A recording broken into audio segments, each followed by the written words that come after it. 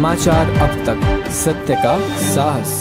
नमस्कार, मैं नेहा। समाचार अब तक में आप सभी का स्वागत है। देखते हैं आज के कुछ मुख्य खबरें। हे पंग परिवारातले लोक आहेत, त्यांचा खरा ऍड्रेस काय आहे हे सुद्धा या यादीमध्ये आहे आणि हे खरं आहे की खोटं आहे याची माहिती आपण घेतली पाहिजे। मी आदरणीय बंग साहेबांना पण विनंती करतो, जसं मी जे काही माझ्यावर एलिगेशन्स केले आहेत किंवा पक्षावर केलेले आहे, जसं मी तुम्हाला पुरावे देतो, हे आदरणीय शरदचंद्र पवार साहेबांच्या पार्टीच्या नेत्यांनी या 26 नावावर, हे तर कमीत कमी आहे, म्हणजे याच्यावर तुम्ही खोल अभ्यास केला पण नाही आहे, पण 20 नावं हे पंग परिवारातले आहे आणि त्यांच्याच पक्षाचे दुसरे नेते आदरणीय घोडमारे साहेब यांचेही 6 नावं अशी आहेत जे मतदारसंघात राहत नाही तरी सुद्धा त्यांचे नाव आहे।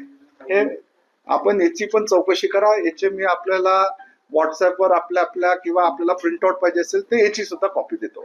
आता इलेक्शन आहे, आम्ही वानाडोंगरी नगर परिषद मध्ये जवळपास मागील 10 वर्षामध्ये 400-500 कोटीच्या पेक्षा जास्ती कामं तिथे केल्या, पण आता निवडणूक आल्या आणि त्यांच्याकडे दुसरे मुद्दे नाही, त्यांना आपली हार, त्यांना आपला पराभव हा दिसून आला, त्याच्यामुळे फक्त फॉल्स एलिगेशन करायचं, फॉल्स नेरेटिव्ह जसं आदरणीय राहुल गांधी साहेब करतात त्याच धर्तीवर चालून कुठंतरी लोकांना संभ्रमात टाकायचं आणि हा सगळा उद्योग हा पवार साहेबांच्या पार्टीचे लोक करत आहेत। आदरणीय बंग साहेब तिथं 15 वर्ष आमदार होते, मंत्री सुद्धा होते, पण त्यांनी किती डेव्हलपमेंट केलं आहे हे लोकांना विचारा। माझं तर काय, मी तर म्हणणारच आहे, मी माझे गुण गाणारच आहे, पण मला न विचारता आपण सामान्य लोकांना विचारा।